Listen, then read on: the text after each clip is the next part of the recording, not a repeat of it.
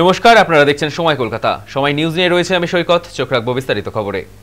দুর্গাপুরে বেসরকারি মেডিকেল কলেজে চাঞ্চল্যকর ঘটনা। দ্বিতীয় বর্ষের এক ডাক্তারি পড়ুয়াকে ধর্ষণের অভিযোগ। জানা গেছে উড়িষ্যার জলেশ্বরের বাসিন্দা ওই তরুণী দুর্গাপুরের শোভাপুরের কাছে অবস্থিত একটি বেসরকারি মেডিকেল কলেজে পাঠরত ছিলেন। শুক্রবার রাত 8:30 নাগাদ তিনি কলেজ চত্বরের বাইরে বেরোন। অভিযোগ, তখনই কিছু দুষ্কৃতী তাকে জোর করে হাসপাতালের পেছনের দিকে একটি নির্জন জঙ্গলে টেনে নিয়ে যায়। সেখানেই চলে শারীরিক অত্যাচার। পরে অচৈতন্য অবস্থায় ওই তরুণীকে উদ্ধার করে হাসপাতালে ভর্তি করা হয়।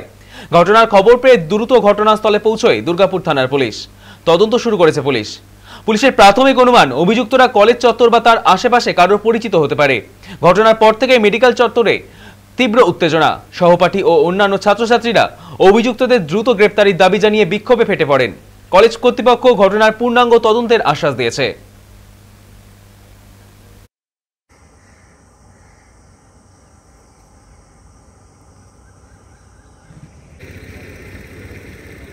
একটা ভরসা করে ভিন রাজ্যে মেয়েকে পাঠিয়েছে ডাক্তারি পড়ার জন্য, কিন্তু হয়তো ইতিহাসের পাতাটা উল্টে উনি দেখেননি যে আমাদের রাজ্যে এখন কি ঘটনা চলছে। পার্কস্ট্রিট থেকে নিয়ে, কামদুনি থেকে নিয়ে আজকে দুর্গাপুরের ঘটনা আর জিকর, এ তো কোনো মেয়ে নিরাপদ নয়। ক্যাম্পাস ছেড়ে বেরোবে কি করে? তাহলে এগুলো সব যে টাকা খাওয়ার একটা মৎসব তৈরি হয়েছে এবং রাজ্য সরকারের কোনো নিয়ন্ত্রণ নেই, অ্যাডমিনিস্ট্রেশনের কোনো নিয়ন্ত্রণ নেই, পুলিশ বলে তো কিছু নেই, দলদাসে রূপান্তরিত হয়েছে। মানে পুলিশ আসা মানে তো আমাদের এখন সন্দেহ হয় যে টেম্পারিং করা হচ্ছে, তথ্য লোপাটের চেষ্টা করা হয়েছে। উপর থেকে ফোন এসছে যেটাকে মেটাও, এটাকে যে কোনো মেটাও, এরপরে টাকা পয়সার অফার হবে।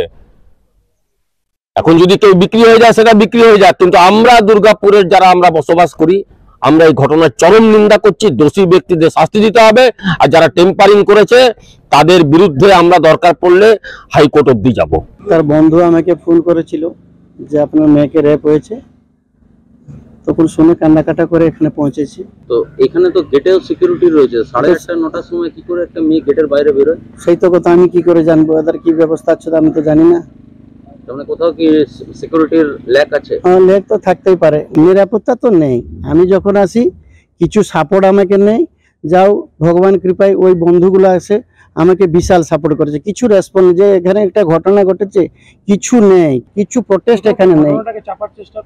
হ্যাঁ, চাপার তো চেষ্টাই করছে ওরা। বন্ধুগুলো যদি না থাকতো আমাকে তো মেরে দিত। আমারও জীবন প্রতি সিকিউরিটি নেই, যা দেখলাম এখানে। কলেজ কর্তৃপক্ষ কোনো কথা বলেছে? কিছু আমার সঙ্গে কিছু কথা রেসপন্স কিছু নেই। আমাদের উড়িষ্যাতে হলে এখন অ্যাকশন হয়ে যেত।